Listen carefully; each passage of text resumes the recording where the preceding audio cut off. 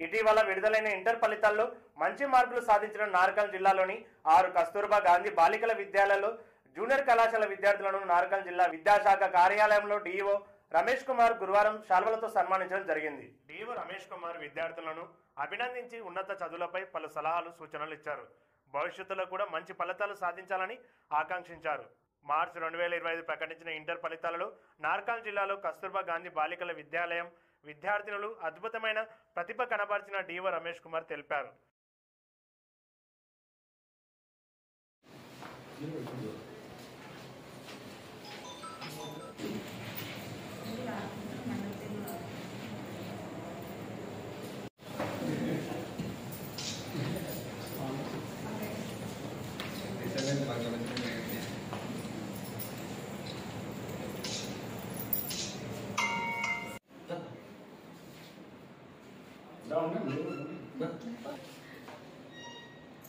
దిగుతుందా ఎట్లా